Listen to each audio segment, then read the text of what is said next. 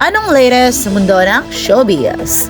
Kamakailan ay nag-post ang actress na si Raisa Sinon kasama si Miss Irma Adlawan o mas kilala bilang Olga sa Barang Quiapo.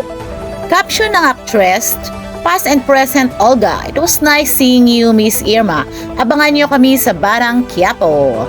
Samot-sari ang naging spekulasyon ng mga marites na netizens sa social media na siya ang magiging bagong love interest ng karakter ni Coco Martin na si Tanggol o di naman kaya ay ito ang anak ni Olga na nasa Amerika. Matatandaan na marami ng blind items ang nagsisilabasan sa social media na may magbabalik na mahusay na actress sa Batang Quiapo bago pa man ang social media post ni Raisa Sinon. Alamin natin ang say ng mga netizens sa post na ito ng actress. Sabi na siya yung anak na nasa Amerika.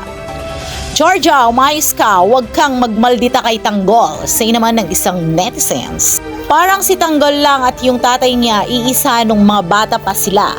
Kaya siguro pinasok sa Batang Quiapo, siya siguro hahawak ng negosyo nila Ramon.